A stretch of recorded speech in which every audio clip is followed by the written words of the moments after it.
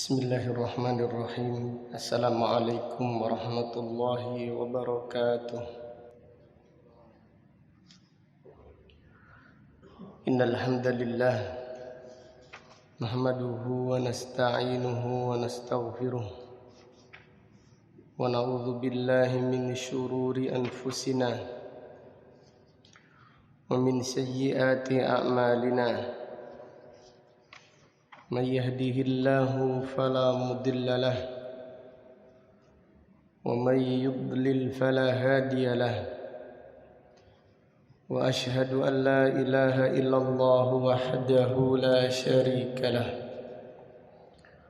وأشهد أن محمدا عبده ورسوله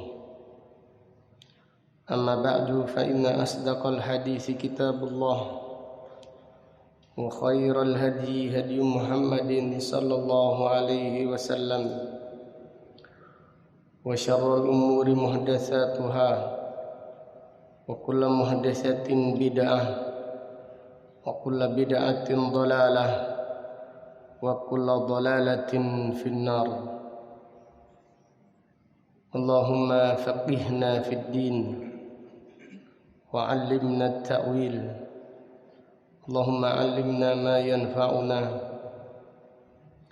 وانفعنا بما علمتنا وزدنا علما وأصلح لنا شأننا كله ولا تكلنا إلى أنفسنا طرفة عين. Alhamdulillah, pada pagi yang berbahagia ini, yaitu hari Sabtu tanggal 2 bulan Dzulhijjah tahun 1443 Hijriah, dengan izin Allah Subhanahu wa taala kita melanjutkan kembali kajian kitab Mukhtasar Sahih Muslim yang diringkas oleh Hafidz Al-Mundhiri rahimahullahu ta'ala rahmatan wasi'ah. Qala al-musannifu rahimahullah, babun nahyi an yubala fil ma'id da'im thumma yughtasala min. Larangan buang air kecil di air yang tergenang, kemudian mandi di tempat tersebut. Bab ini menjelaskan larangan kencing di air yang tergenang, seperti yaitu kolam renang. Demikian pula bak mandi yang ada di kamar, apa namanya itu? Bathtub ya. Dan yang lainnya. Kemudian larangan di larangan mandi di tempat tersebut.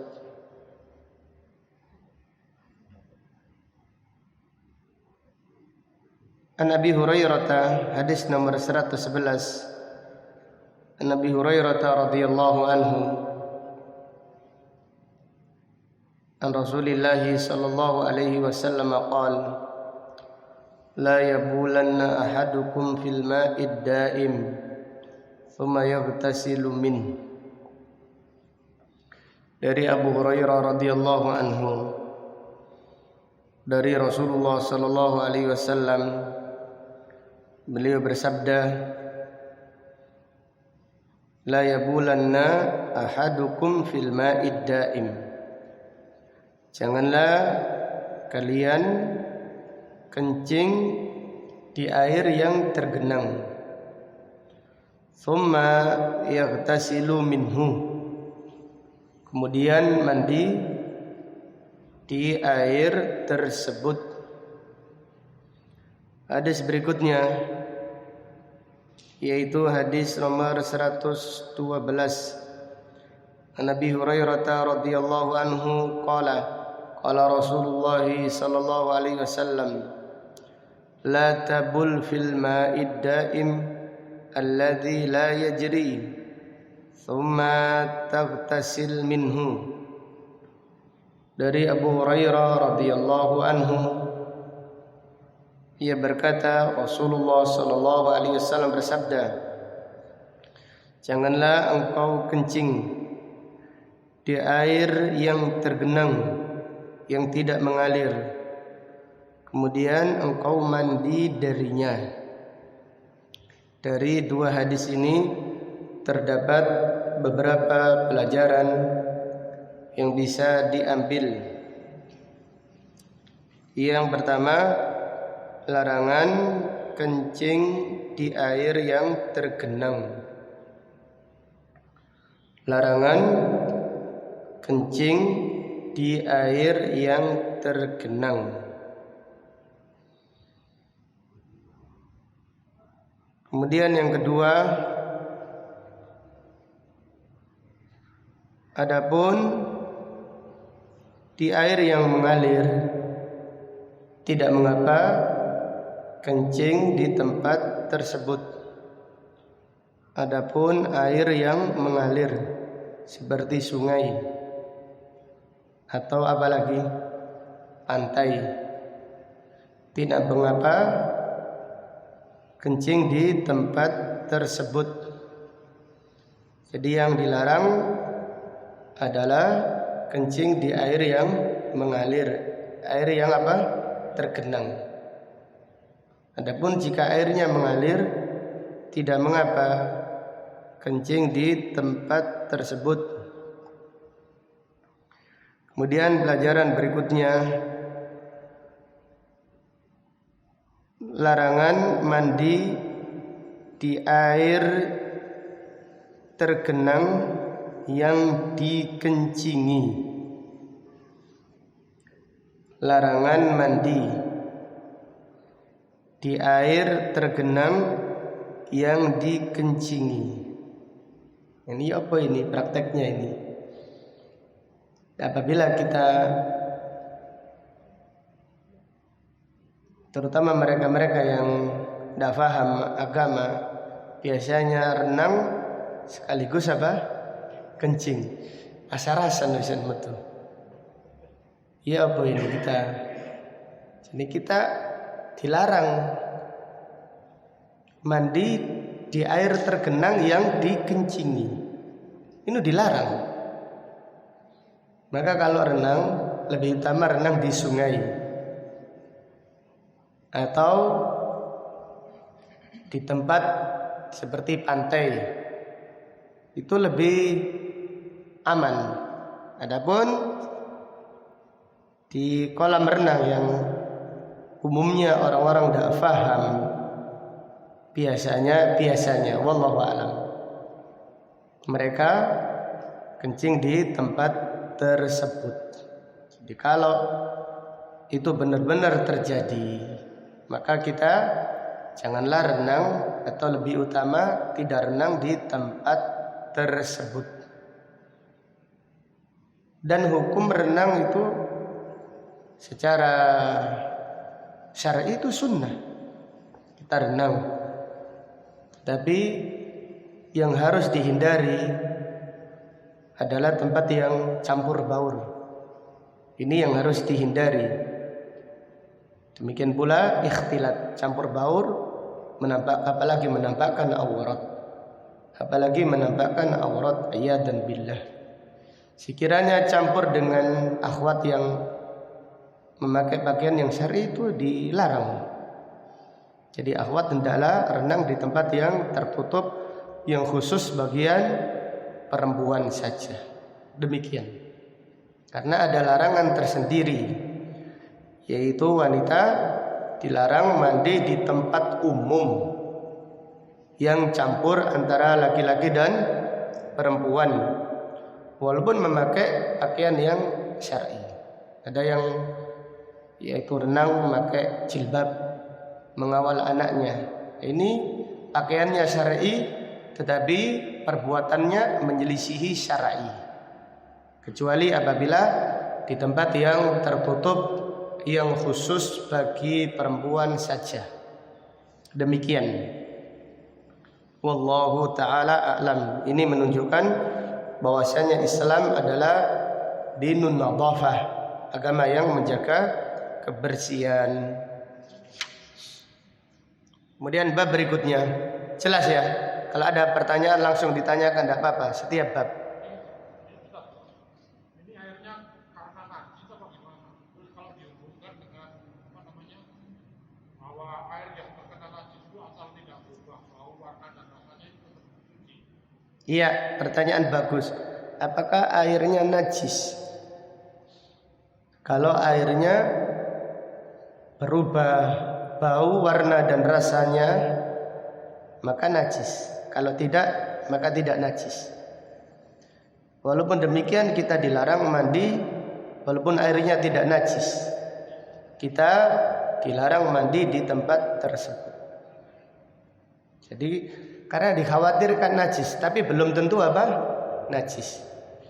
Dikhawatirkan najis, akan tetapi belum tentu najis. Enggak najis. Kolam renang berapa? Yaitu kubik ya, luas ukurannya, tapi masih terhitung tergenang karena tidak apa? Tidak mengalir, kecuali kalau mengalir. Jadi kecuali kalau mengalir, maka kita dilarang kencing di situ, kemudian mandi di situ. Jadi kalau kita tidak kuat habis renang, keluar ke kamar mandi. Tapi kalau di pantai tidak apa-apa, silahkan. Atau di sungai yang mengalir, kita tidak mengapa kencing di tempat tersebut. Tapi airnya apakah najis? Ini hukum lain. Kita dilarang mandi di air yang tergenang yang dikencingi. Itu larangan mandinya. Terus kalau ada orang yang mandi di tempat tersebut sah atau tidak sah? Apabila ada orang berwudu di tempat tersebut, maka wudunya sah, namun dia menyelisihi sunnah Rasulullah sallallahu alaihi wasallam. Jadi contohnya ada orang yang renang sekalian mandi janabat, guys. Double lisan. Ya renang, ya nguyu, yang mandi janabat. Ya sah. Setelah itu langsung pakai anduk, sholat sah sholatnya. Tapi dia melanggar hadis ini. Wallahu a'lam. Monggo Pak belakang.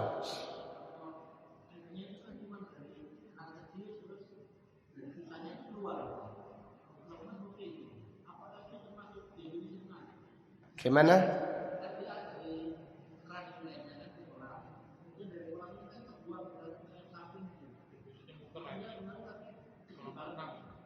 Mengalir berarti ya? Udaranya itu di sebelahnya itu ada uapannya itu ada karbon gitu. Terus kayaknya masuk lagi. Oh berarti ngisi terus. Sebenarnya bukan mengalir, seperti jadi dari kolam tersebut Luber. luberan tampungan, terus dari luberan tampungan itu kelihatannya masuk ke water treatment. Nah dari water treatment itu entah disaring atau apa dikembalikan lagi, jadi airnya cuma muter. Ya mengalir insya Allah. Jadi apabila airnya mengalir tidak mengapa. Tapi kalau kita di tempat yang seperti itu kelihatannya mengalir tapi tidak mengalir, lebih utama jangan kencing di tempat tersebut. Jelas ya? Itu mengalir sedikit sekali. Lain halnya dengan sungai yang jelas-jelas mengalir. Atau lain halnya ada kolam renang di tempat-tempat tertentu yang airnya deras, memang mengalir, ya ini insya Allah tidak mengapa. Tapi yang umumnya yang ada itu tidak mengalir. Dilihat keumumannya. Wallahu a'lam. Ada yang lain? Kita lanjutkan ya bab berikutnya. Bab yang penting. Babun fil istibra' wal istitar minal baul. Bab istinja wal istitar, dan menutup aurat minal baul ketika kencing. Bab ini menjelaskan perintah istinja dan perintah menutup aurat ketika buang air. Menutup aurat, demikian pula istinja setelah buang air kecil, hukumnya wajib. Jadi setiap buang air kecil kita diwajibkan langsung istinja. Setiap selesai buang air kecil diwajibkan langsung istinja. Adapun berwudu setelah buang air kecil itu sunnah, namun tidak wajib. Sebagian yaitu pekerja karena menganggap pakaiannya kotor, kalau buang air kecil tidak langsung istinja, tidak langsung cawi, karena menganggap pakaiannya sudah kotor. Ini perbuatan yang tercelah, termasuk dosa besar. Dan mayoritas siksa kubur karena kencing. Itu kencing yang tidak cawi. Ini ada orang sholat 5 waktu, iya, sholat 5 waktu, tetapi diancam siksa kubur jika dia buang air kecil tidak langsung cawi. Cawinya nanti menjelang duhur, menjelang sholat baru cawi, baru ganti pakaian untuk sholat. Yang dilakukannya ketika ganti pakaian itu bagus, karena otomatis pakaian dengan pakaian yang lebih rapi, bukan pakaian yang dipakai di saat kerja, apalagi kerjanya itu yaitu kerja yang mengeluarkan keringat banyak. Ini bagus, tetapi dia melakukan dosa besar tatkala setelah buang air kecil tidak istinja, itu tidak cawi. Maka istinja itu hukumnya wajib, tidak boleh ditunda. Meninggalkan istinja termasuk dosa besar yang diancam siksa kubur, sebagaimana yang disebutkan pada hadis ini, hadis 113. An Ibni Abbasin radhiyallahu anhuma, dari Abdullah ibnu Abbas radhiyallahu anhuma, ia berkata, marra Rasulullah sallallahu alaihi wasallam ala qabraini faqala ama innahuma la yu'adzabani wa ma yu'adzabani fi kabirin.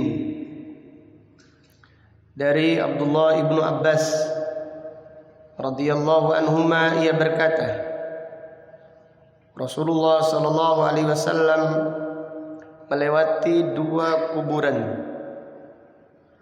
Beliau berkata, adapun kedua penghuni kuburan ini, maka keduanya disiksa di dalam kuburnya. Wa ma yu'adzabani fi kabirin, padahal keduanya tidak disiksa karena dosa yang berat. Apa terjemahnya di situ? Tidaklah mereka disiksa lantaran sesuatu yang besar. Ya, bagus. Lantaran sesuatu yang berat, tetapi dosa tersebut adalah dosa besar.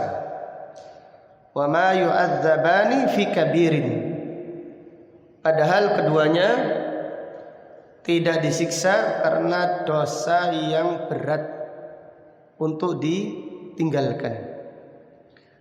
Tetapi keduanya adalah dosa besar. Dalam lafaz yang lain Rasulullah sallallahu alaihi wasallam bersabda, "Bala innahu lakabir." Iya, dosa yang dikerjakannya adalah dosa yang besar. Amma ahaduhuma fakana yamshi bin namimah.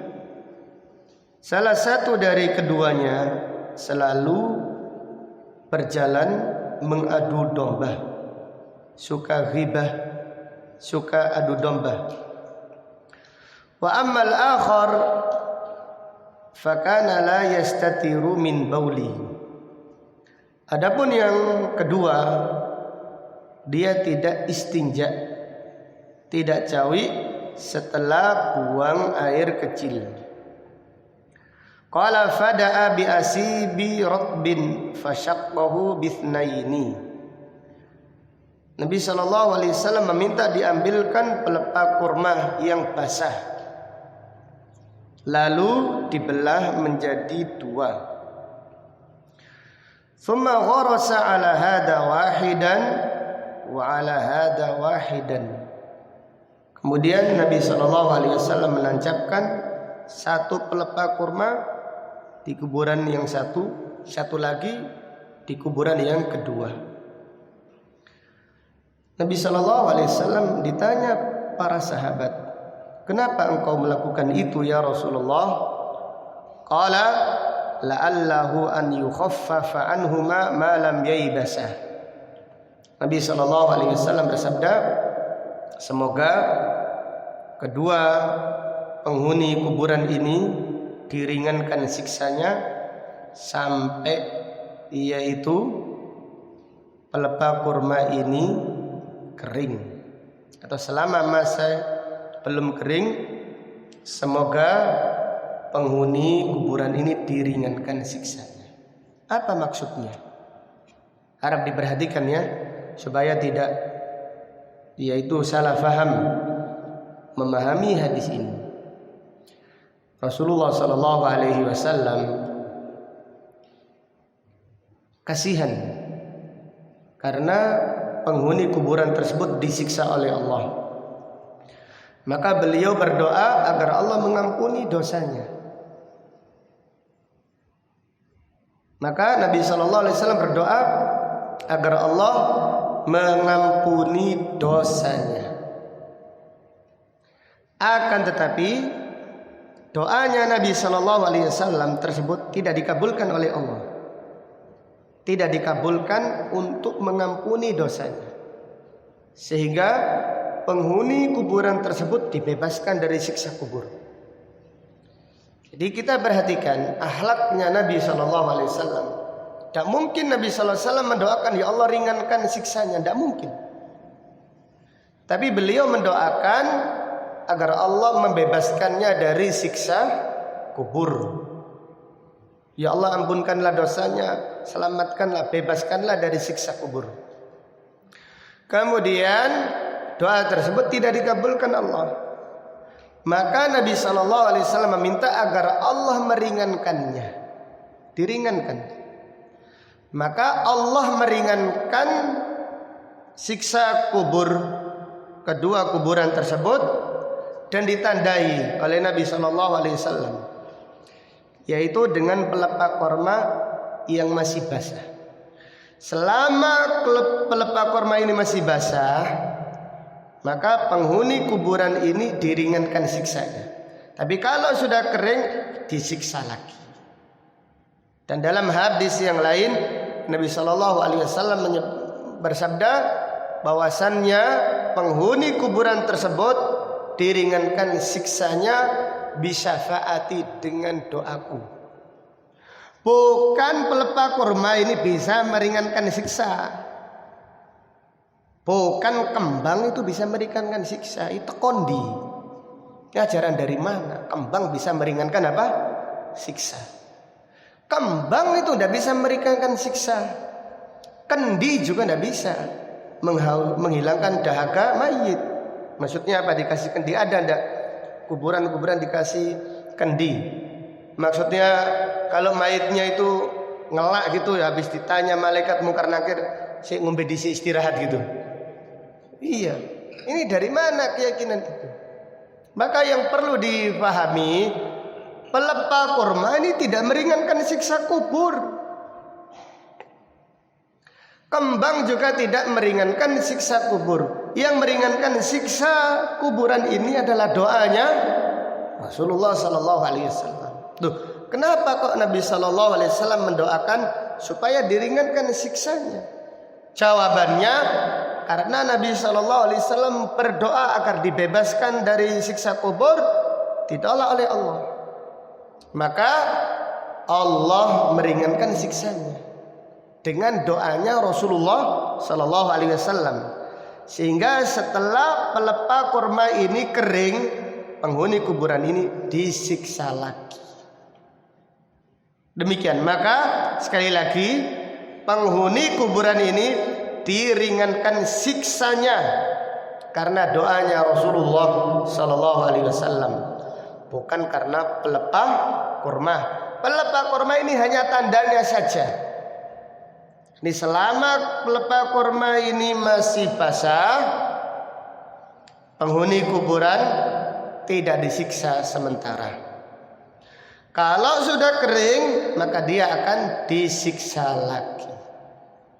Ini menunjukkan bahayanya dosa atau beratnya dosa kencing tidak istinja.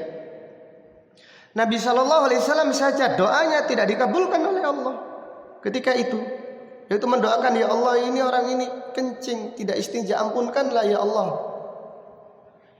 Doanya tidak dikabulkan oleh Allah, yaitu doa yang minta supaya penghuni kuburan tersebut dibebaskan dari siksa kubur, tapi diterima oleh Allah untuk meringankannya selama pelepah kurma masih basah.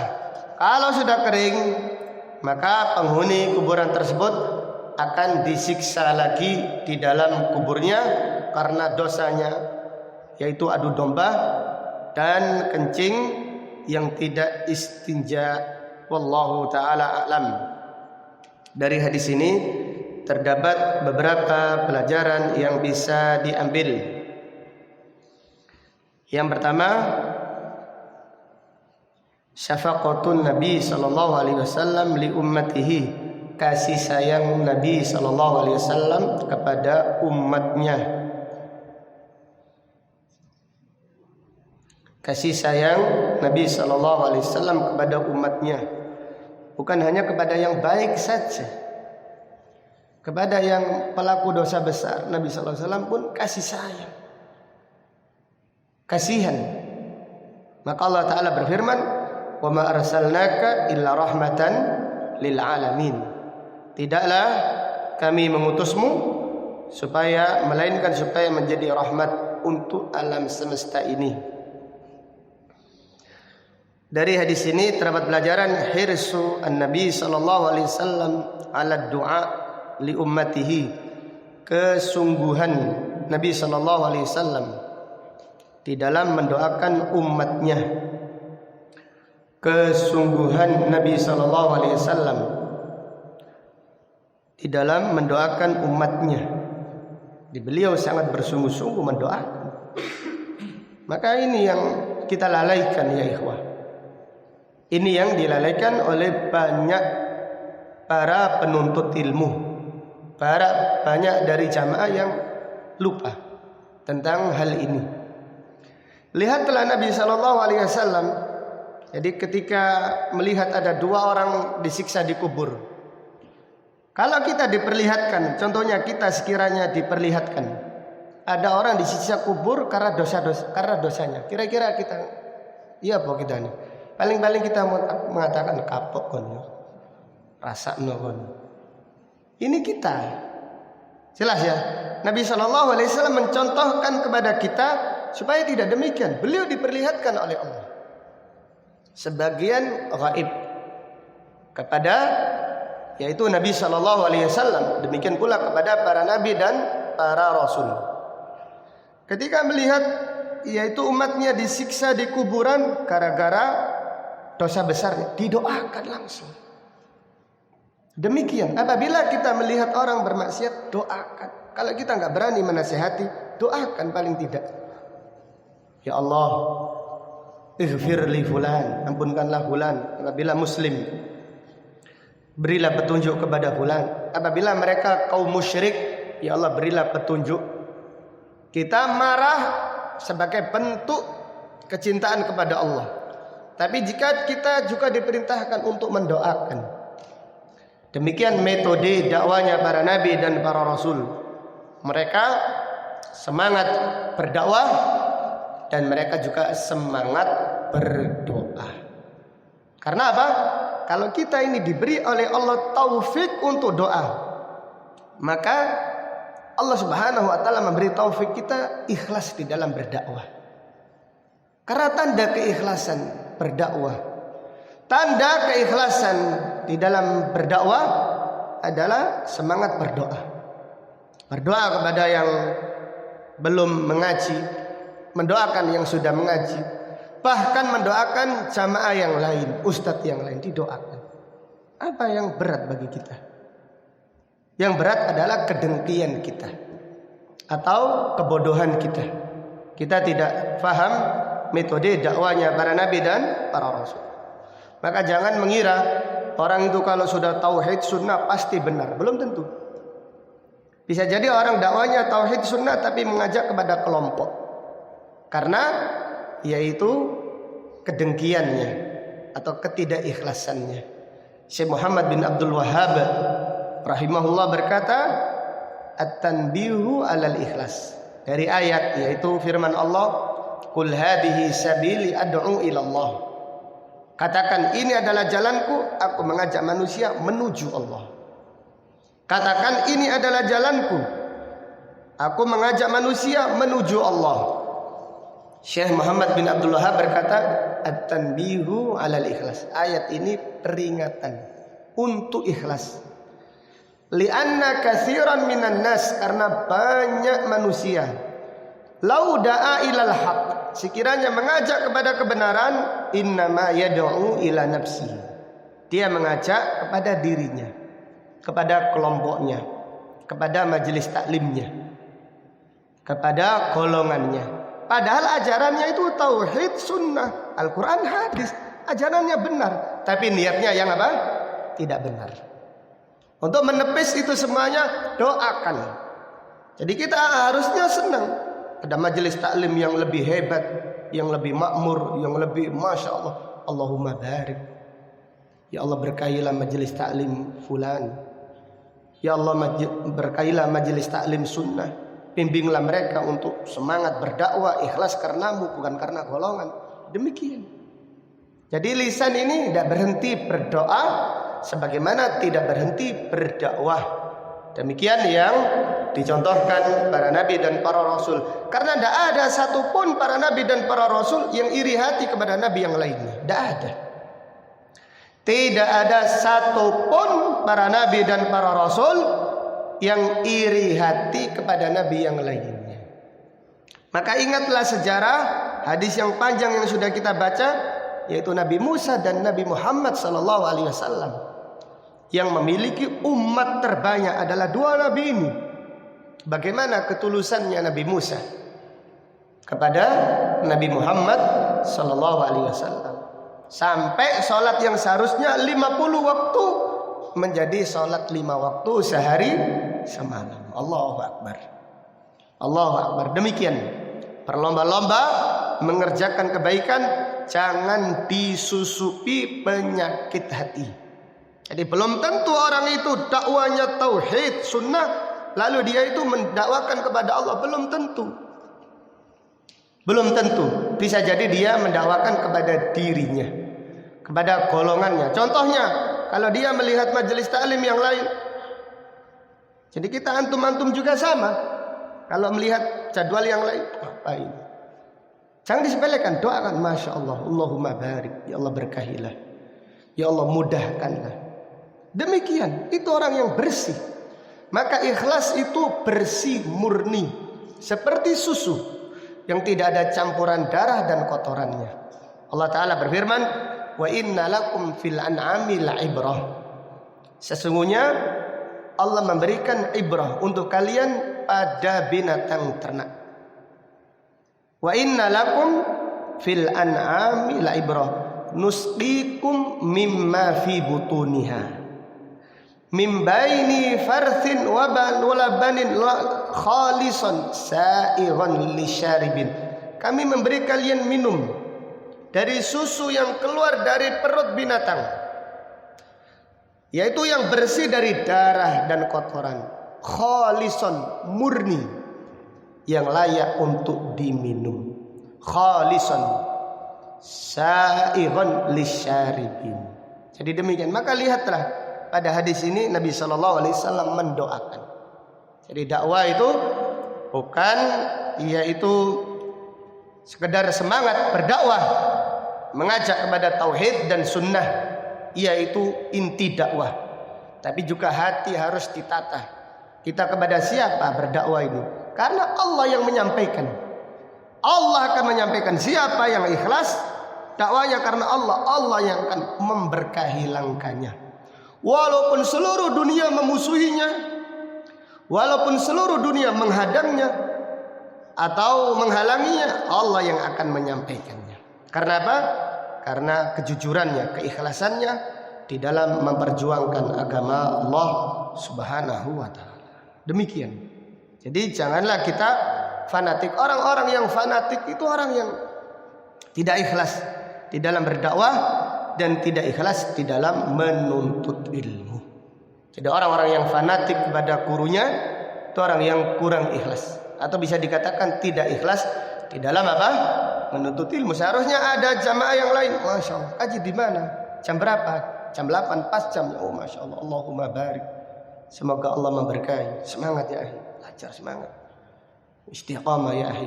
Demikian. Ustadznya doakan, ustadz yang lain doakan. Demikian. Itu metodenya dakwah para nabi dan para rasul. Kemudian pelajaran berikutnya.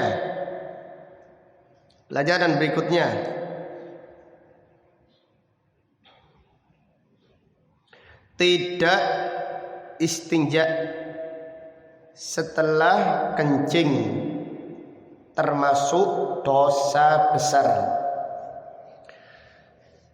Tidak istinja setelah kencing termasuk dosa besar. Ini menunjukkan bahwasanya cawi atau istinja setelah buang air kecil itu hukumnya wajib.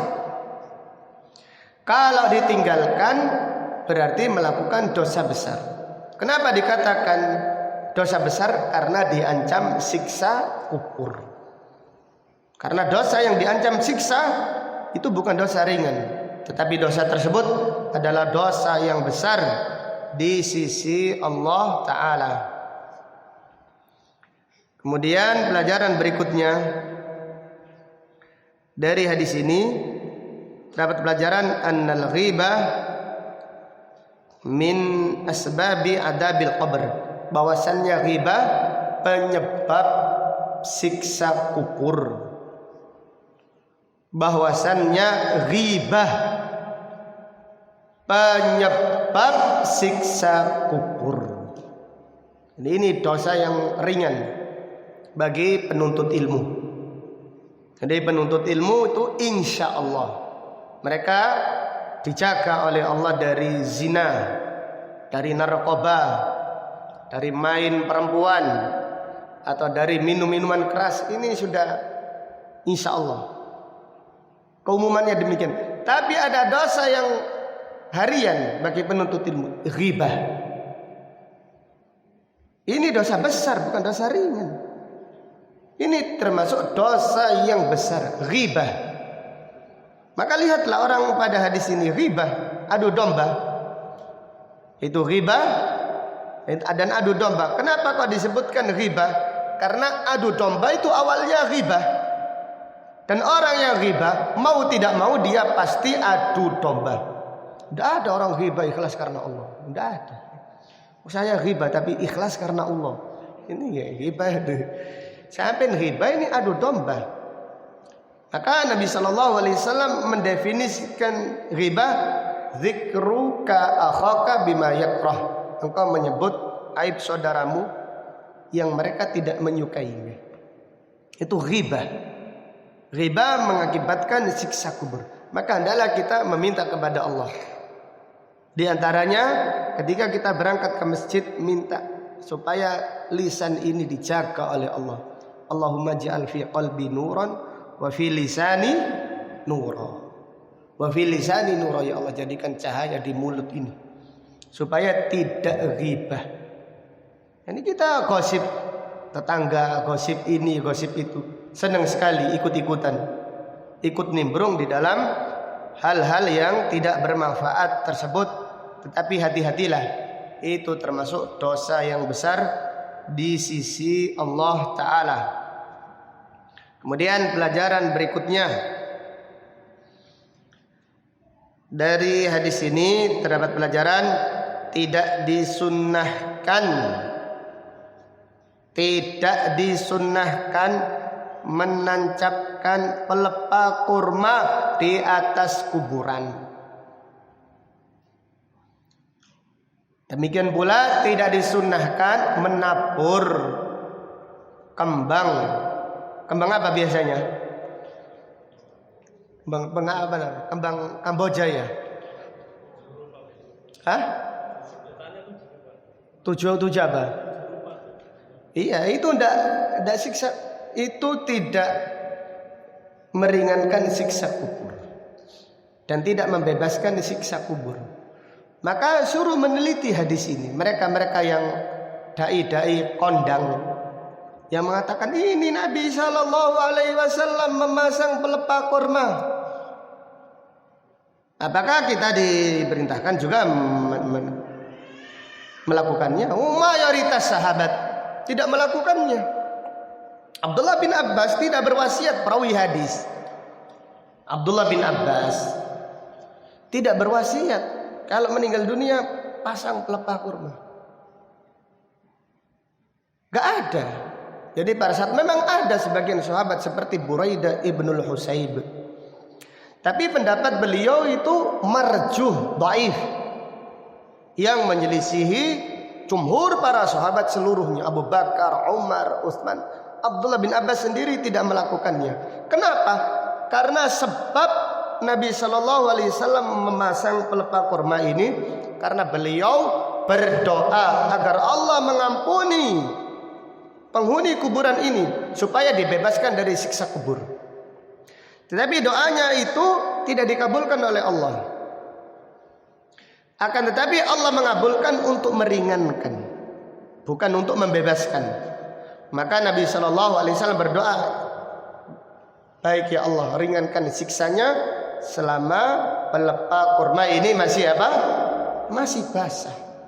Jadi penghuni kuburan ini diringankan siksanya oleh Allah karena doanya Rasulullah SAW, bukan karena pelepah apa? Bukan karena pelepah kurma. Jadi pelepah kurma itu tidak bisa meringankan siksa kubur. Kembang juga tidak bisa, pohon asem juga tidak bisa. Itu bunga Kamboja atau yang lainnya juga tidak bisa meringankan siksa kubur. Yang membebaskan seseorang dari siksa kubur adalah imannya dan amalnya serta ittiba'nya di dalam mengikuti sunnah Rasulullah sallallahu alaihi wasallam. Wallahu ta'ala a'lam. Ada pertanyaan? Insyaallah kita lanjutkan bab berikutnya.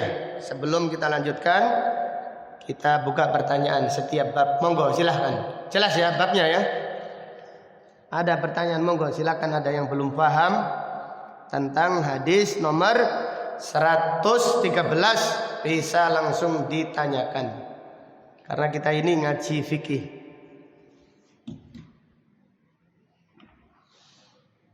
Berarti paham ini, jelas insyaallah ya. Kita lanjutkan. Bab berikutnya. Babun nahi anil istinja'i bil yamin. Bab larangan istinja dengan tangan kanan. Bab larangan istinja dengan tangan kanan. Hadis nomor 114. An Abdullah ibni Abi Qatadah an abihi qala Rasulullah sallallahu alaihi wasallam la yumsikanna ahadukum dzakarahu bi yaminihi wa huwa yabulu wa la yatamassah minal khala'i bi yaminihi wa la yatanaffas fil ina'i. Dari Abu Qatadah radhiyallahu anhu, ia berkata, Rasulullah sallallahu alaihi wasallam bersabda, janganlah kalian, yaitu laki-laki, memegang kemaluannya dengan tangan kanan di saat kencing. Jadi apabila laki-laki kencing, di saat kencing janganlah memegang kemaluan dengan tangan kanan, tapi hendaklah memegang dengan tangan kiri. Wala yatamassah minal khala'i biyaminih, dan janganlah istinja, janganlah cawi setelah buang air dengan tangan kanan. Wala yatanaffas fil ina, janganlah bernafas di bejana. Itu makanan jangan ditiup. Jadi kalau panas dikipasi saja, jangan ditiup, karena itu dilarang oleh Rasulullah sallallahu alaihi wasallam. Dari hadis ini terdapat beberapa pelajaran yang bisa diambil. Yang pertama, larangan istinja dengan tangan kanan.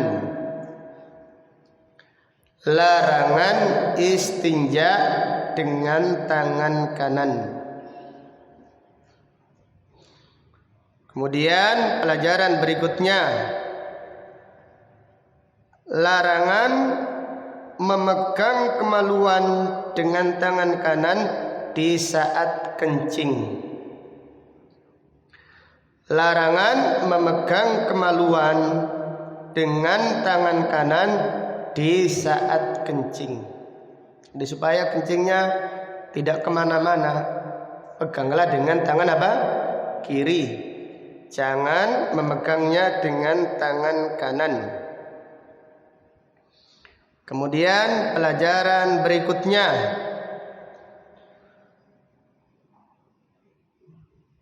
dari hadis ini terdapat pelajaran larangan meniup makanan ataupun minuman. Jadi supaya dingin ditiup. Ini dilarang oleh Rasulullah sallallahu alaihi wasallam. Kemudian pelajaran berikutnya, fihi annal islama dinun kamil. Islam adalah agama yang sempurna. Islam adalah agama yang sempurna. Sampai buang air saja ada tata caranya. Ini menunjukkan Islam adalah agama yang sempurna.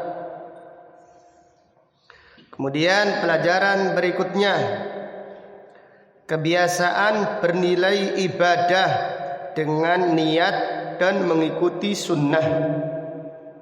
Kebiasaan bernilai ibadah dengan niat dan mengikuti sunnah.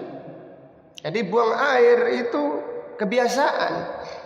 Tapi kalau seseorang itu niat, menghadirkan niat, mengharap pahala, kemudian dia mengikuti sunnah, maka dia buang air bernilai ibadah, bernilai pahala di sisi Allah Ta'ala. Kemudian pelajaran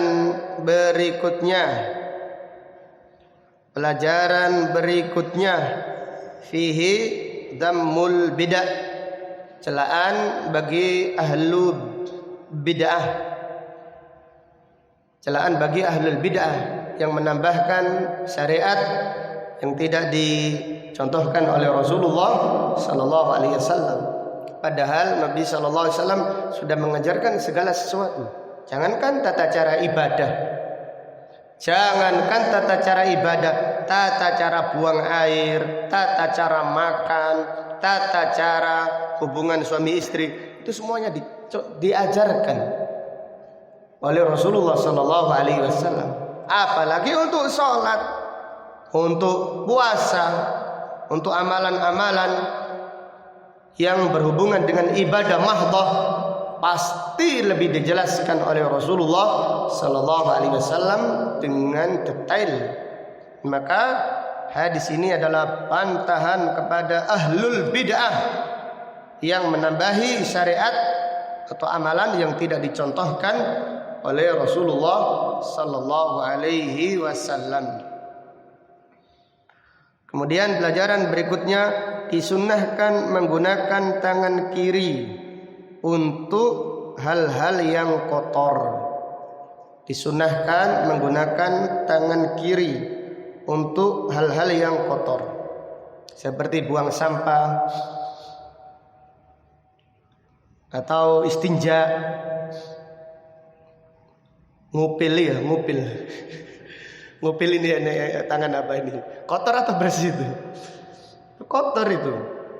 Ya, kalau yang kotor disunahkan mendahulukan tangan apa? Tangan kiri. Tapi kalau yang baik disunahkan mendahulukan yang kanan. Wallahu ta'ala a'lam. Ada pertanyaan? Silahkan tafadhol sebelum kita melanjutkan hadis yang berikutnya. Silahkan.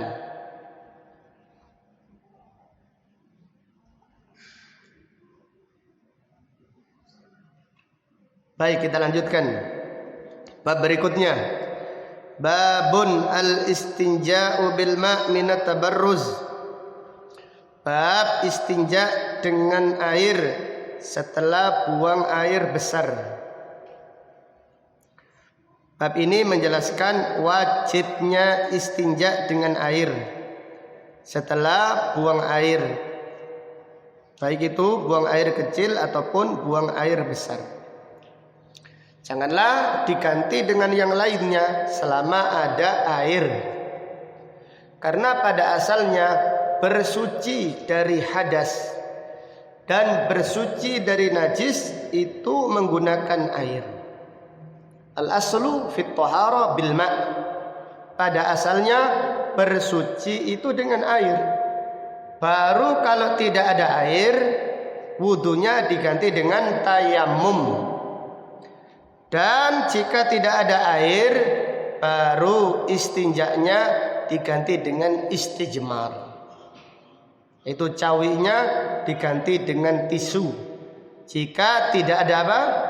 Jika tidak ada air. Hadis nomor 115. An Anas ibni Malik radhiyallahu anhu. Dari Anas ibnu Malik radhiyallahu anhu. Anna Rasulullah sallallahu alaihi wasallam dakhala haitan wa tabi'ahu ghulamun ma'ahu midha'atun huwa asgharuna. Fawada'aha inda sidratin faqada Rasulullah sallallahu alaihi wasallam hajatahu fa kharaja alaina wa qad istanja bil ma'.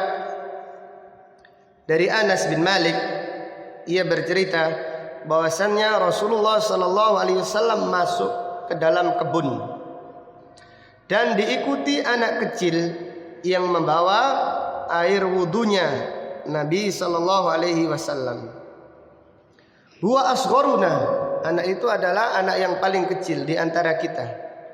Fawada'aha inda sidratin, lalu air tersebut diletakkan dekat dengan pohon bidara.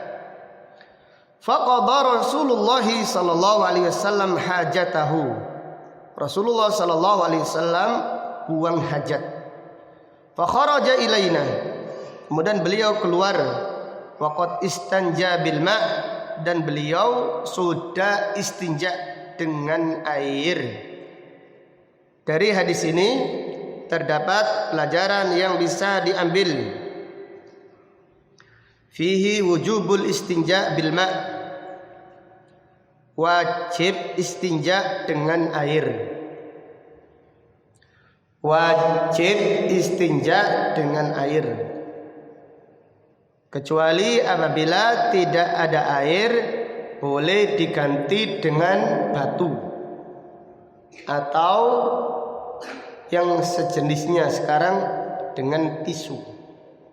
Jangan langsung dengan tisu.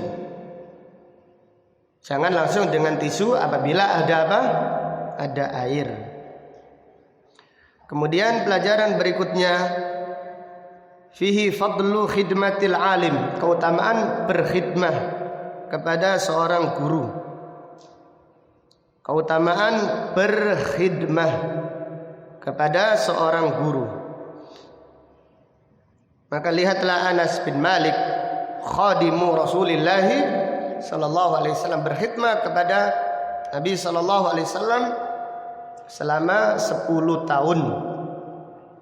Dan Anas bin Malik didoakan Nabi sallallahu alaihi wasallam berkah umurnya, berkah rezekinya, dan didoakan masuk ke dalam surga. Jadi didoakan 3. Adapun umurnya diberkahi oleh Allah. Anas bin Malik meninggal dunia pada tahun 93 Hijriah ketika usianya 103 tahun. Dan rezekinya, yaitu hartanya ataupun anaknya, karena anak itu rezeki. Rezekinya Anas bin Malik diberkahi oleh Allah. Anas bin Malik anaknya banyak. Ketika terjadi pandemi yaitu taun, ketika terjadi penyakit yang mewabah yang menimpa, ketika itu Anas bin Malik menguburkan anaknya 120. Jadi anaknya yang dari selain cucunya, yaitu anak kandungnya yang meninggal dunia 120 Malik. Adapun jenengan 2 anak apa? Cukup. Anas bin Malik anaknya yang meninggal saja, belum lagi yang tersisa. 120 dihitung ketika itu. Berkah. Adapun kebunnya, adapun rezekinya Anas bin Malik diberkahi oleh Allah. Jadi kebun kurmanya panen di musim panas dan musim dingin. Aneh ini. Biasanya kebun kurma itu panennya di musim apa? Panas. Tapi kebun kurmanya Anas bin Malik yaitu panennya 2 kali, musim panas dan musim dingin. Pernah kebun kurmanya Anas itu kering, tidak ada airnya. Kemudian dikatakan kepada Anas bin Malik, wahai Anas, kebun kurmamu tidak ada airnya. Kemudian beliau sholat 2 rakaat meminta hujan kepada Allah. Kemudian Allah menurunkan hujan hanya di kebun kurmanya Anas bin Malik radhiyallahu anhu. Orang yang mulia, sahabat yang mulia, karena berkhidmat kepada Rasulullah sallallahu alaihi wasallam. Anas bin Malik berkata, aku sudah menjumpai 2 doanya Nabi sallallahu alaihi wasallam. Aku merindukan doa yang ketiga, itu agar aku dimasukkan oleh Allah ke dalam surga, bertemu lagi dengan Rasulullah sallallahu alaihi wasallam. Kemudian pelajaran berikutnya, diwajibkan menutup aurat ketika buang hajat. Diwajibkan menutup aurat ketika buang hajat. Jadi Nabi sallallahu alaihi wasallam apabila buang air mencari penutup.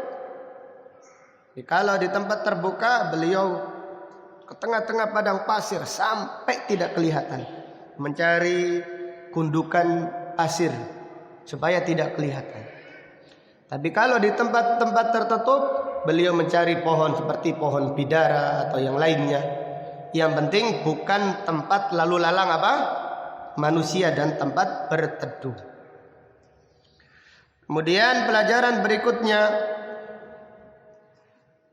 fihi annal anbiya'a abdun la yu'bad. Bahwasanya para nabi manusia yang tidak boleh disembah. Bahwasannya para nabi adalah manusia yang tidak boleh disembah. Para nabi itu buang hajat, perlu makan, perlu minum. Maka ini adalah min barahini tauhid, buktinya tauhid. Dan dalil ini adalah diantara dalil pembatalan syirik. Para nabi ini tidak layak disembah dari selain Allah, karena mereka masih memerlukan makanan, memerlukan minuman, dan buang air, buang hajat. Mereka sakit, mereka terluka, pada akhirnya mereka meninggal dunia. Ini adalah dalil butlanu syirik, batalnya kesyirikan. Dan ini adalah dalil burhanu tauhid, ibadah itu hanya kepada Allah Subhanahu wa ta'ala semata. Wallahu ta'ala a'lam. Bab berikutnya, qala al-musannifu rahimahullah, babul istijmari witrun. Bab istijmar, yaitu istinja menggunakan batu dengan jumlah ganjil. Dan minimal jumlahnya berapa? 3. Minimal jumlahnya 3. Bab ini menjelaskan jika tidak ada air, dibolehkan istinja dengan batu atau yang sejenisnya, seperti tisu atau kayu atau dedaunan. Ini tidak mengapa. Adapun jika ada air, lebih utama menggunakan air, tidak memakai tisu. An Abi Hurairah radhiyallahu anhu yablughu bihi an-nabiyya sallallahu alaihi wasallam qala idza istajmara ahadukum falyastajmir witran wa idza tawaddaa ahadukum falyaj'al fi anfihi ma'an thumma liyantathir. Dari Abu Hurairah radhiyallahu anhu yang sampai kepada Nabi sallallahu alaihi wasallam, beliau bersabda, jika kalian istijmar, yaitu istinja memakai batu, maka gunakanlah dengan jumlah ganjil, yaitu minimal 3. Dan apabila kalian berwudu, hendaklah menghirup air ke dalam hidungnya, kemudian keluarkanlah. Dari hadis ini terdapat beberapa pelajaran yang bisa diambil. Yang pertama, dibolehkan istijmar apabila tidak ada air. Dibolehkan istinja dengan batu jika tidak ada air.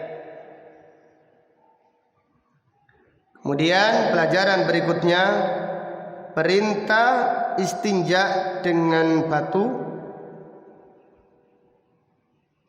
Perintah istinja dengan batu,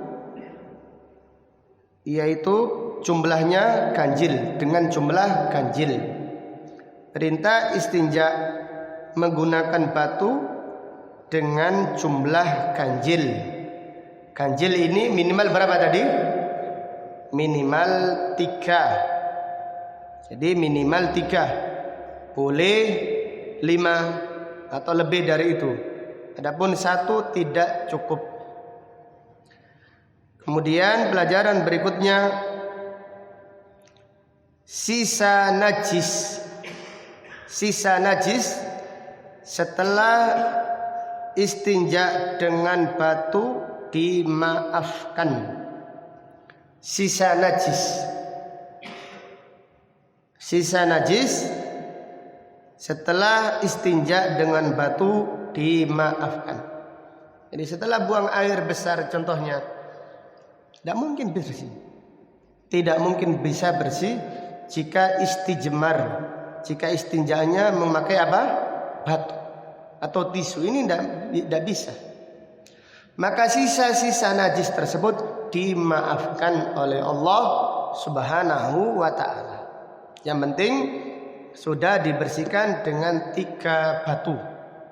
Tapi kalau masih ada sisa sedikit ini tidak mungkin bisa dibersihkan. Nggak mungkin dibersihkan dengan apa? Dikobrot gitu ya, sampai melencet gitu ya, nggak mungkin. Nah ini tidak mungkin.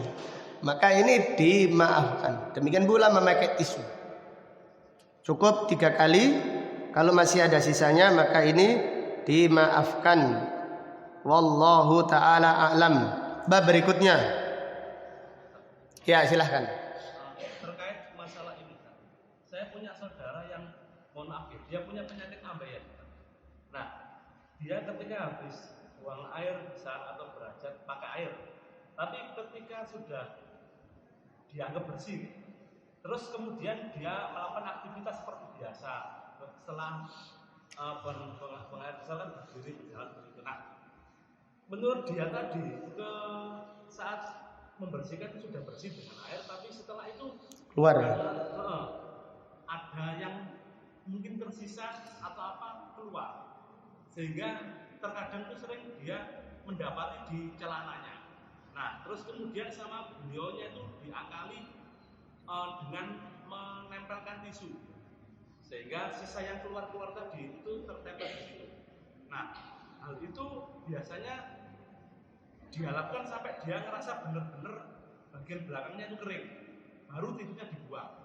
Nah, dalam periode itu dia terkadang juga sholat, terkadang juga melakukan hal ibadah yang perlu membutuhkan bersuci. Nah, apakah hal tersebut juga masuk kategori yang dimaafkan? Iya, ini termasuk dimaafkan. Allah Ta'ala berfirman, fattaqullaha mastata'tum. Seperti orang yang beser, ambeien, sama. Yang penting sebelum sholat dibersihkan dulu. Kemudian setelah sholat pakai pampers atau yang lainnya, kemudian sholat. Di saat sholat keluar Allah memaafkan. La yukallifullahu nafsan illa wus'aha. Allah tidak membebani seseorang kecuali dengan kesanggupannya. Ini di luar batas kemampuannya. Kemampuannya sudah dia buang sudah istinja, sudah bersih, sudah memakai pampers. Oh ternyata kok ada keluar, ya insya Allah Allah memaafkan. Sama halnya orang yang kena penyakit beser. Yang penting sebelum sholat dibersihkan dulu. Setiap sholat dibersihkan. Setiap sholat ini bukan sholat qobliyah bersihkan lagi, enggak. Satu paket. Kalau sholat duhur ya sak qobliyahnya, sak ba'diyahnya. Ini satu paket. Baru nanti sholat asar dibersihkan lagi. Demikian. Jadi ini termasuk yang tadi, termasuk yang dimaafkan. Wallahu a'lam. Ada yang lain? 3 batu tadi. Itu misalnya ada 1 batu, tapi sisinya bisa dipakai 3 kali. Batu besar gitu ya. Kerongkalan. Ya. Wallahu a'lam. Batu kecil saja 3. Ya kan bukan kan karena batu itu kan ya bisa jadi 3 sisi juga, 3 batu tadi kecil dipakai beberapa sisi. Kan sekali pakai bukan enggak. Jadi 1, 2, 3 buang. Itu ada beberapa sisi. Jadi tetap diperintahkan 3 batu minimal dengan jumlah 3. Karena ada hadis berikutnya ini insyaallah. Ada yang lain silahkan. Ya. Kalau tidak ada batu dan tisu, menggunakan daun boleh tidak? Tidak mengapa daun, menggunakan daun atau kayu, tidak mengapa. Yang penting jangan menggunakan perkara-perkara yang bagus. Jelas ya, makanan tidak boleh. Ada sebagian ustadz mengatakan boleh istinja dengan onde-onde jadi. Iya apa? Mari ngono dimakan sekalian itu. Ini piye ini? Itu orang tidak benar itu. Tidak dibenarkan. Para ulama mengatakan apabila makanannya jin tidak boleh dipakai istinja, apalagi makanannya apa? Manusia. Tulang itu kan makanannya jin. Tidak dibolehkan, apalagi makanannya manusia. Baik, bab berikutnya. Babun al-istijmaru bil ahjar wal man'u minar rawthi wal 'adm. Bab istijmar dan larangan menggunakan kotoran serta tulang. An Salman radhiyallahu anhu, dari Salman Al-Farisi radhiyallahu anhu, qila lahu, dikatakan kepada Salman, itu orang-orang Yahudi bertanya kepada Salman, qad 'allamakum nabiyyukum sallallahu alaihi wasallam kulla syai'in hatta al-khira'ata. Apakah nabi kalian mengajarkan segala sesuatu sampai buang air? Qala ajal, iya. Salman berkata, iya, nabi kita mengajarkan segala sesuatu. Ini menunjukkan Islam itu sempurna. Islam adalah agama yang sempurna, mengatur semuanya. Mengatur urusan ibadah, mengatur akidah, mengatur rumah tangga, mengatur negara, mengatur semuanya, bahkan buang air pun diatur. Maka ini adalah bantahan kepada ahlul bidah yang menambahkan aturan-aturan di dalam Islam yang tidak dicontohkan oleh Rasulullah sallallahu alaihi wasallam. Padahal Allah taala berfirman, "Al-yauma akmaltu lakum dinakum wa atmamtu 'alaikum ni'mati wa raditu lakumul Islam madinah." Pada hari ini aku sempurnakan agamamu, aku cukupkan nikmatku, dan aku ridha Islam sebagai agamamu. Islam itu agama yang paling sempurna, sudah sempurna, tidak perlu ditambahi dan tidak perlu dimodifikasi. Maka Salman berkata, ajal nahana an nastaqbilal qiblah bi ghaitin aw baulin. Nabi SAW melarang kita buang air menghadap kiblah. Kita dilarang menghadap kiblah, buang air kecil atau air besar. Dilarang menghadap kiblat. Wa nastanjiya bil yamin, dan kita dilarang istinja dengan tangan kanan. Wa nastanjiya bi aqalla min 3 ahjar, dan kita dilarang istinja menggunakan batu kurang dari 3. Kurang dari 3. Kalau kita pakai batu besar ya enggak apa-apa, silakan. Yang penting berapa? 3. Wadah gede gitu ya. Au annastanjiya bi raji'in, dan kita dilarang istinja menggunakan kotoran binatang. Au bi admin, dan kita juga dilarang istinja menggunakan tulang binatang. Karena tulang binatang adalah makanan saudara kita dari bangsa jin.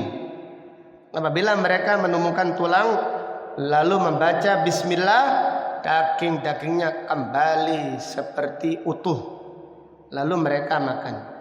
Apabila makanannya jin, tidak boleh dipakai istinja, apalagi makanannya manusia. Dari hadis ini terdapat beberapa pelajaran yang bisa diambil. Yang pertama, larangan istinja dengan kotoran dan tulang. Larangan istinja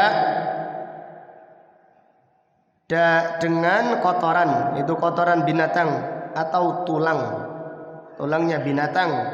Ini dilarang. Karena kotorannya binatang itu makanan binatangnya jin. Jin itu ada binatangnya. Kotorannya binatang seperti kotoran sapi itu adalah makanan binatangnya jin. Dan tulang adalah makanan jinnya. Maka dilarang menggunakan istinja kotoran dan juga tulang. Kemudian pelajaran berikutnya, larangan istinja dengan batu kurang dari 3. Larangan istinja menggunakan batu kurang dari 3. Jadi kalau 2 tidak boleh, 1 tidak boleh, minimal berapa? 3 dengan jumlah ganjil. Ini boleh 5 atau boleh 7 dan seterusnya. Kemudian pelajaran berikutnya, larangan istinja dengan makanan dan yaitu benda yang dimuliakan. Larangan istinja dengan makanan dan benda yang dimuliakan seperti peci. Tidak boleh peci dipakai apa? Istinja.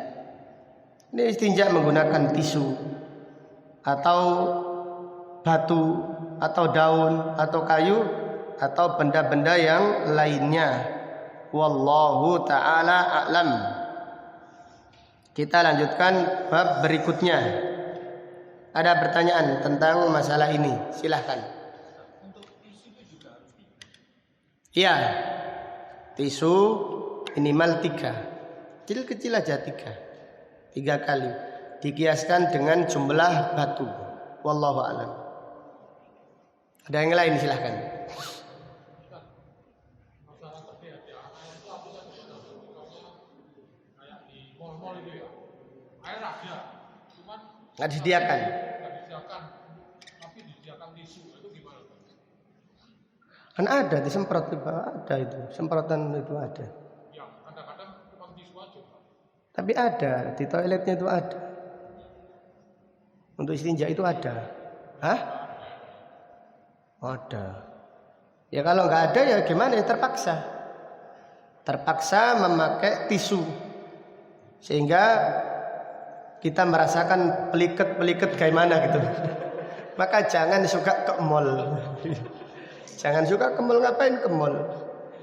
Ya, orang yang suka ke mall itu kayak nggak ada waktu. Di waktu itu mahal. Waktu itu mahal, jangan ke mall kecuali kalau terpaksa. Itu salah satunya itu tadi. Kalau buang air nggak ada airnya. Itu demikian. Tapi kalau sudah terpaksa tidak apa-apa. Ini termasuk seperti orang yang buang air di padang pasir. Karena nggak mungkin ke sana dulu ke Madinah. Nanti kalau itu buang air di situ bagaimana? Jadi tidak mengapa. Termasuk terpaksa. Insya Allah tidak mengapa. Ya. Kalau kencing di urinoir, terus kita nggak tahu kalau urinoirnya itu airnya mati, ya itu gimana? Gak apa-apa buat nempelin ke tembok-temboknya urinoir. Tutul-tutul dong itu ya. Ya terpaksa, mau apa lagi? Kalau ada tisu, ya ambil tisu. Kalau airnya mati ya terpaksa. Itu termasuk menutup aurat atau enggak? Itu enggak termasuk itu. Apalagi jajar-jajar bareng. Hendaklah kita menghindarinya. Jelas ya. Kecuali ada penghalangnya, khusus kita saja. Jadi dari samping tidak bisa kelihatan. Jadi kalau buang air, cari yang tempat tertutup. Kecuali kalau sudah tidak mampu, baru kita yang tempat tersebut dalam keadaan terpaksa. Karena kita ini diperintahkan menutup aurat. Diperintahkan menutup aurat ketika buang air kecil. Wallahu a'lam. Ada yang lain silahkan. Ya.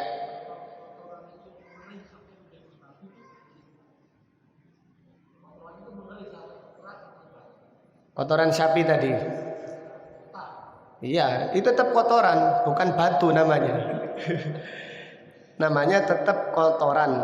Kotoran onta keras kayak batu, tapi bukan batu. Tetap tidak boleh. Tetap tidak boleh menggunakannya, karena itu adalah makanan binatangnya jin. Karena itu adalah makanan binatangnya jin. Wallahu a'lam. Moga Mas Satrio.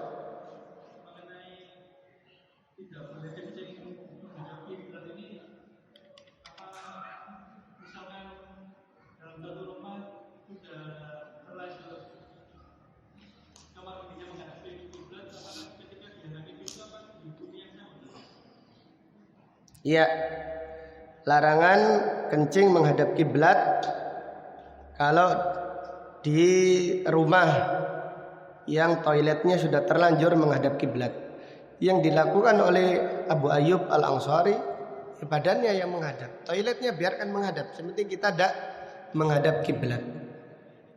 Kita yang miring, karena toiletnya kita miring kan tidak bisa, maka kita yang miring itu lebih utama. Tapi kalau sekiranya kita menghadap kiblat tidak mengapa. Yang dilarang di tempat terbuka.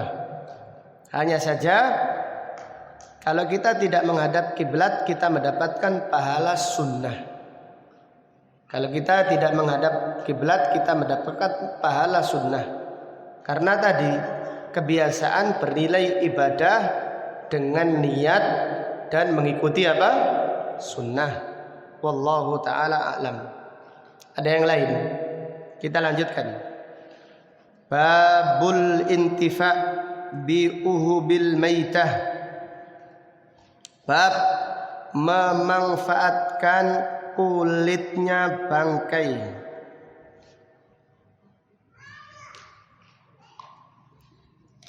Bangkai itu najis dan tidak boleh dijual belikan dagingnya. Tetapi kulitnya bisa dimanfaatkan setelah disamak dengan cara yaitu dijemur atau dikasih garam. Dengan cara disamak, dijemur, dipakai garam, maka bisa dimanfaatkan. An Ibni Abbas radhiyallahu anhuma qala tusuddiqu ala maulatin limaimunah bisyatin famatat famarra biha Rasulullah sallallahu alaihi wasallam faqala hal akhadtum ihabaha fadabaghtumuhu fantafa'tum bih faqalu innaha maitah faqala innama hurrima akluha. Abdullah bin Abbas bercerita, budaknya Maimunah mendapatkan sedekah seekor kambing. Lalu kambingnya mati. Famarra biha Rasulullah sallallahu alaihi wasallam. Kemudian Rasulullah sallallahu alaihi wasallam melewati, melihat kambing yang mati tersebut. Beliau bersabda, "Halla akhadtum ihabaha?" Kenapa kalian tidak mengambil kulitnya? Fadabaghtumuhu, lalu kalian samak, kalian bersihkan, kasih garam. Fantafa'tum bih, kemudian kalian memanfaatkan. Bisa dipakai sepatu, bisa dipakai sandal atau yang lainnya. Qalu innaha maitah. Ya Rasulullah, kambing tersebut itu bangkai, mati, tidak disembelih. Qala inna ma hurrima akluha. Nabi SAW bersabda, yang diharamkan adalah memakannya. Yang diharamkan adalah memakannya. Adapun memakainya atau memanfaatkannya setelah disamak itu diizinkan oleh Rasulullah sallallahu alaihi wasallam.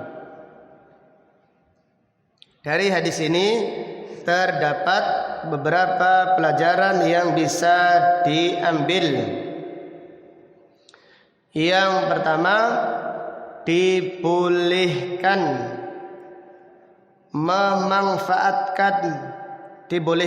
memanfaatkan kulit bangkai setelah disamak. Dibolehkan memanfaatkan kulit bangkai setelah disamak. Ada yang pernah melakukan?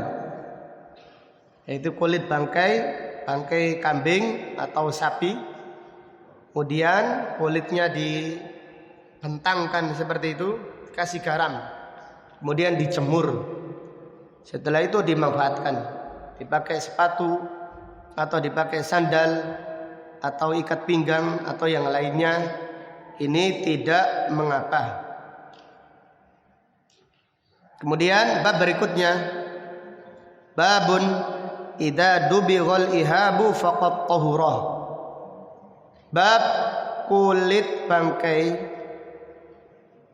apabila telah disamak faqad tahura, maka ia menjadi suci. Jadi bangkai itu najis. Kulit bangkai juga apa? Najis. Kalau najis tidak boleh dimanfaatkan. Supaya tidak najis, itu disamak terlebih dahulu. Dibersihkan terlebih dahulu, kemudian dijemur sehingga hilang baunya, maka suci. Apabila suci, boleh dimanfaatkan. Boleh dipakai baik untuk sandal atau yang lainnya. An Yazid ibni Abi Habib anna Abul Khair haddatsahu qala ra'aitu ala ibni wa'latin as-sabai farwan famasistuhu faqala ma laka tamassuhu qala qad sa'altu Abdullah ibn Abbas faqultu inna nakunu bil maghrib wa ma'ana al barbar wal majus nu'ta bil kabsi qad dabahuhu wa nahnu la na'kulu dabaihahum wa ya'tunana bis siqai yaj'aluna fihi al wadaka faqala ibnu Abbas qad sa'alna Rasulullah sallallahu alaihi wasallam an dalika faqala dibahuhu tahuruhu. Dari Yazid ibnu Abi Habib bahwasannya Abul Khair menceritakannya. Abul Khair berkata, aku melihat, yaitu Al Ibnu Wa'lah As-Sabai memakai farwah, yaitu memakai pakaian. Famasistuhu, aku memegangnya. Qala malaka tamassuhu, kenapa engkau memegangnya? Aku telah bertanya kepada Abdullah ibnu Abbas. Inna nakunu bil maghrib, kami ini di Maghrib, yaitu di Maroko. Wa ma'anal barbar, kami bersama suku Barbar, wal majus, dan orang-orang Majusi. Nu'ta bil kabis, kami diberi kambing qad dabahuhu, yang telah disembelih. Wa nahnu la na'kulu dabaihahum, dan kami tidak memakan sembelihan mereka, karena sembelihannya orang Majusi itu tidak halal. Wa ya'tuna bis siqa yaj'aluna fihi alwadaka, dan mereka mendatangkan yaitu as-siqa, bejana, yaitu dari kulit kambing tersebut. Yaj'aluna fihi alwadaka, yang di dalamnya terdapat yaitu lemak. Faqala ibnu Abbas, Abdullah bin Abbas berkata, qad sa'alna Rasulullah sallallahu alaihi wasallam an dalik, kami bertanya kepada Rasulullah sallallahu alaihi wasallam tentang hal itu. Faqala, Nabi sallallahu alaihi wasallam bersabda, dibahuhu tahuruhu, menyamaknya sama dengan mensucikannya. Menyamaknya seperti dengan mensucikannya. Dalam lafaz yang lain, Rasulullah sallallahu alaihi wasallam bersabda, dibahuhu zakatuhu, menyamaknya sama dengan menyembelihnya. Menyamaknya sama dengan menyembelihnya. Contohnya yaitu kambing. Kambing sembelihannya orang Majusi itu tidak halal, karena orang Majusi itu musyrik. Kambing sembelihannya orang Hindu atau Buddha atau Konghucu, ini musyrik. Maka kalau kita diberi dagingnya ini haram dimakan. Tapi kalau kita diberi kulitnya, sembelihan mereka hukumnya bangkai. Sembelihan mereka hukumnya apa? Bangkai. Maka caranya supaya menjadi suci, hendaklah disamak apa? Terlebih dahulu. hendaklah disamak terlebih dahulu supaya suci dan supaya bisa dimanfaatkan. Kemudian pembahasan berikutnya masalah yang diperselisihkan ulama, bagaimana kulit binatang yang tidak halal dimakan. Seperti kulit yaitu harimau, ular kobra, atau kulit buaya dan yang lainnya, maka ini khilaf di antara para ulama. Namun pendapat yang lebih kuat diharamkan memakai kulit binatang-binatang yang tidak halal dimakan. Di binatang yang tidak halal dimakan, kulitnya dilarang untuk dipakai. Karena lafaz hadis ini dibahuhu tohuruhu, menyamaknya seperti mensucikannya. Lafaz yang lain menyamaknya seperti menyembelihnya. Sekarang kita ular walaupun disembelih tetap apa? Tetap bangkai, tidak halal.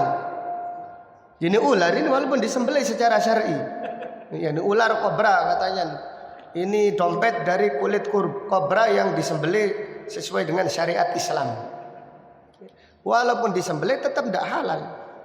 Maka walaupun disembelih tetap tidak halal dimakan. Maka kulitnya walaupun disamak tidak suci. Apalagi ada hadis yaitu Rasulullah SAW melarang naha an juludis siba. Nabi SAW melarang memanfaatkan kulit binatang buas. Nabi SAW melarang memanfaatkan kulit binatang buas. Dan dua hadis yang disebutkan di sini semuanya berhubungan dengan kambing. Dan kambing adalah binatang yang halal apa? Dimakan. Jadi kalau yang dimaksud adalah bangkai kulit yang halal dimakan seperti kambing atau sapi atau yang lainnya, maka apabila kulitnya disamak sudah suci seperti disembelih. Akan tetapi kulitnya binatang buas seperti harimau, Nabi SAW melarang nahaan juludi an-namir. Jadi orang Arab dahulu kalau orangnya itu kaya, cok ontanya itu memakai kulitnya apa? Harimau. Karena kan warnanya bermacam-macam. Ini dilarang oleh Rasulullah SAW. Beliau naha an juludin namir. Nabi SAW melarang kulitnya harimau. Jadi orang itu kalau uangnya banyak aneh-aneh, coknya dikasih kulit harimau, cok mobilnya, kulit singa, ini kulit buaya, ini kulit apa. Nah ini dilarang oleh Rasulullah SAW. Secara umum beliau melarang memakai kulit binatang buas. Karena adalah hadis tadi. Zakat dibahuhu zakatuhu, menyamaknya sama dengan menyembelihnya. Ini kalau sekiranya hadis ini saja sudah cukup untuk difahami bahwasannya Rasulullah SAW melarang memanfaatkan kulit binatang buas. Karena binatang buas walaupun disembelih tetap tidak halal. Apalagi ada tambahan yaitu Rasulullah SAW melarang memanfaatkan kulit binatang buas dan Nabi SAW melarang memanfaatkan kulitnya harimau. Wallahu taala alam. Hadis berikutnya. Ada pertanyaan? Ya.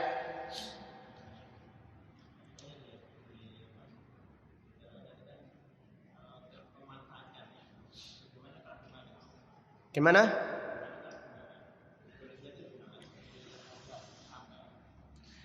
Kalau bangkai tidak boleh dimakan.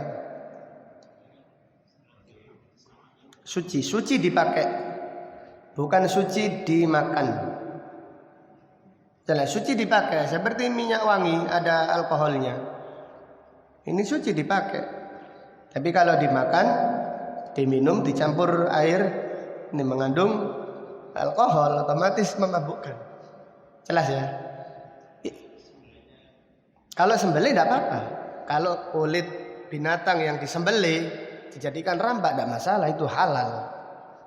Yang kita bahas adalah kambing yang mati tidak disembelih. Kulitnya diapakan? Bisa disucikan dengan disamak, tapi tidak boleh dimakan. Maka pada hadis ini Rasulullah SAW bersabda, innama hurrima akluha, yang diharamkan adalah memakannya. Tapi kalau memakainya tidak apa-apa, sudah suci. Wallahu alam. Ada yang lain silahkan. Ya.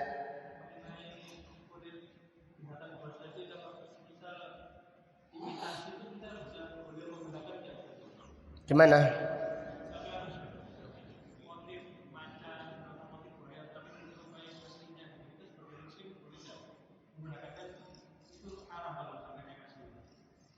Motifnya saja ya, baju anak-anak warnanya kayak, ya tidak masalah. Yang penting tidak bernyawa. Motifnya saja tidak masalah. Jadi secara asal tidak ada larangan. Yang dilarang adalah gambar yang bernyawa. Tapi kalau hanya motifnya seperti kulitnya macan atau zebra, insya Allah tidak mengapa. Wallahu a'lam. Ya.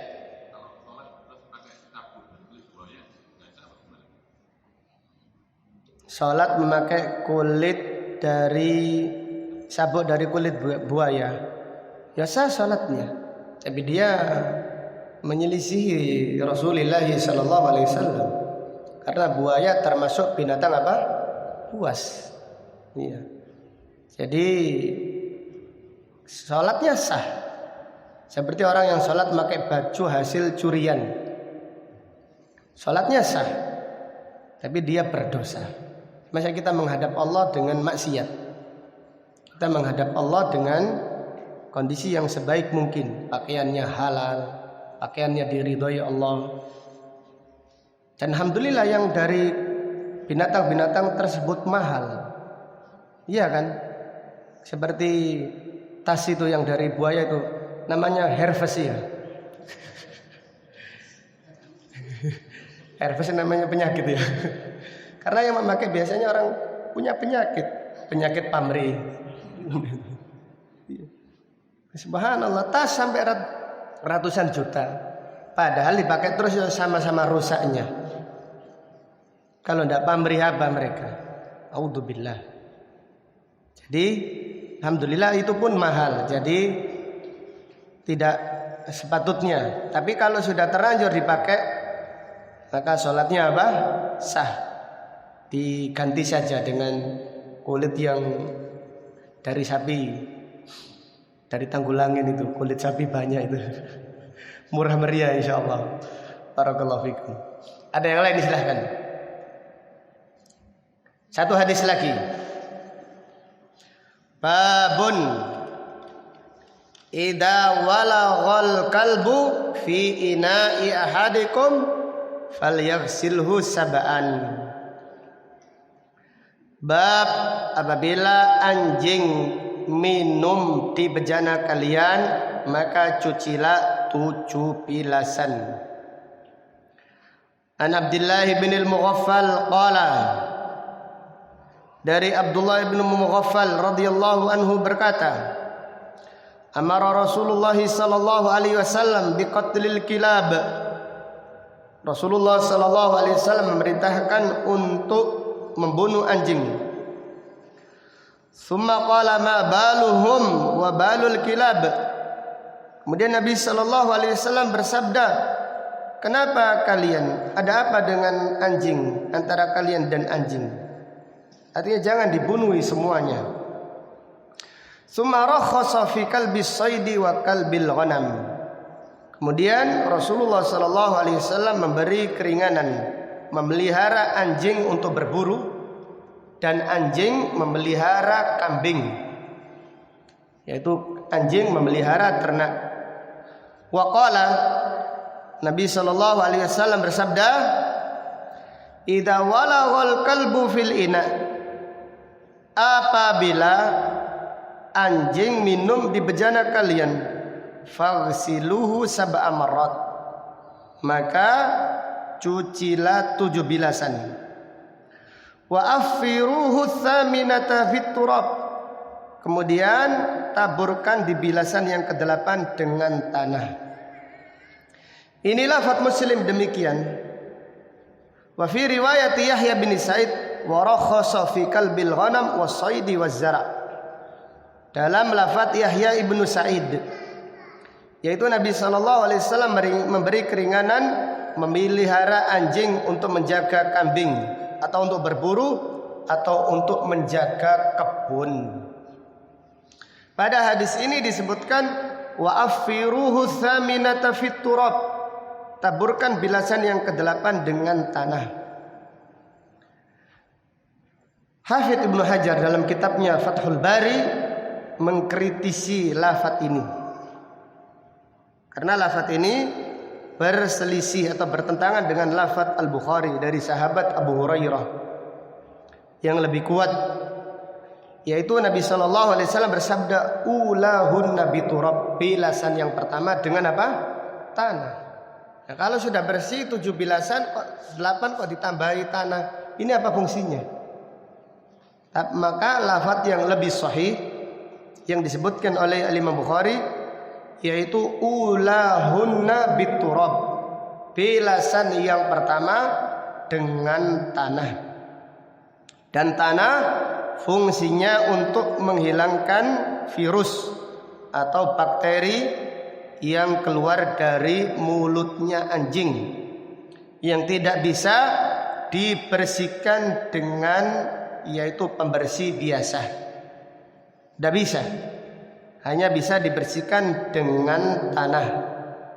Karena dilakukan penelitian, memakai sabun model apapun bakterinya masih ada, tapi dengan tanah maka bakterinya bersih. Ini menunjukkan mukjizatnya Rasulullah sallallahu alaihi wasallam. Dari hadis ini terdapat beberapa pelajaran yang bisa diambil. Yang pertama, apabila anjing minum di bejana,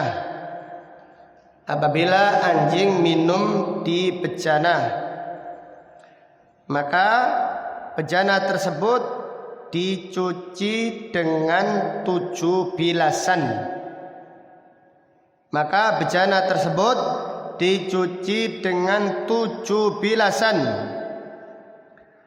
Dan bilasan yang pertama dengan tanah.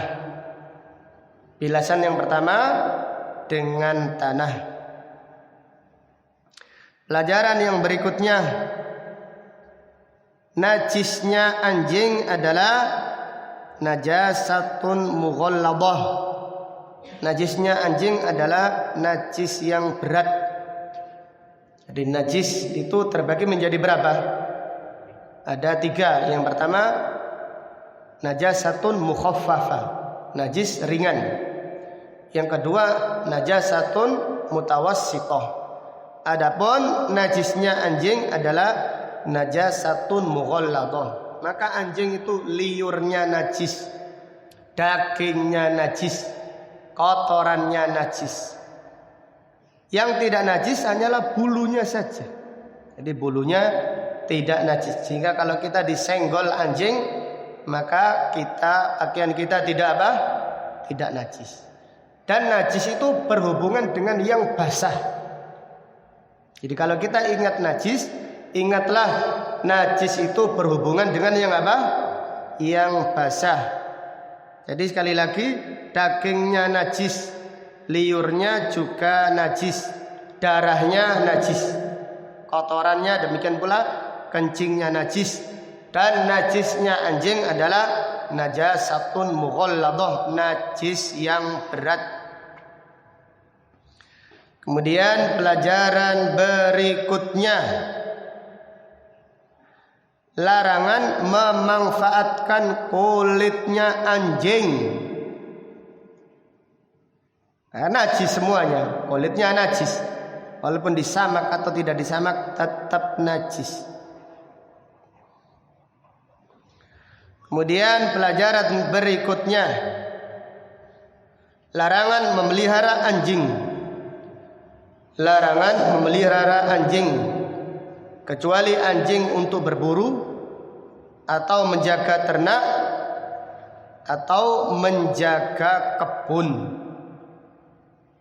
Ini ada 3 saja, yaitu anjing yang diizinkan untuk dipelihara untuk berburu, kemudian untuk menjaga ternak atau untuk menjaga kebun. Dan siapa yang memelihara selain anjing tersebut, maka pahalanya setiap hari berkurang 2 qirat. Siapa yang memelihara anjing selain untuk 3 hal tersebut, setiap hari pahalanya berkurang 3 qirat atau 2 qirat. Dan 1 qirat itu seperti gunung Uhud. Rasulullah SAW bersabda, "Maniktana qalban ghaira masyiyatin aw dariyan fa innahu yanqusu min ajrihi kulla yaumin bi qirataini." Siapa yang memelihara anjing selain untuk berburu, selain untuk menjaga ternak, maka setiap hari pahalanya berkurang 2 qirat. Dan 1 qirat itu seperti gunung Uhud. Wal iyadu billah.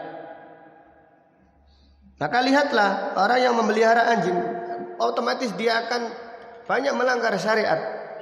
Jadi makanannya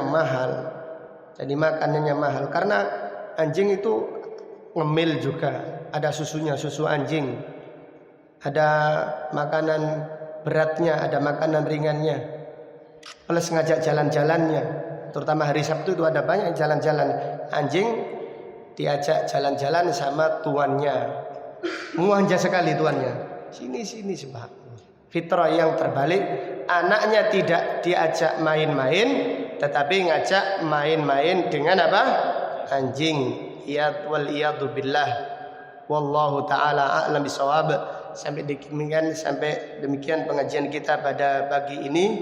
Insyaallah akan kita lanjutkan pada pengajian berikutnya. Ada pertanyaan silahkan. Yang najis berhubungan dengan yang kering tadi, misalnya saya, misalnya cara kita kena kencing, terus kering, apakah itu najisnya otomatis hilang? Iya, hilang apabila baunya hilang juga. Iya. Kalau baunya, contohnya karena kita kering, kita jemur ya karena matahari, belum kita cuci. Hilang baunya, hilang ini, sudah suci, insyaallah. Tetapi pada asalnya mensucikan hadas dan mensucikan najis itu dengan apa? Dengan air. Wallahu a'lam. Yang lain silahkan.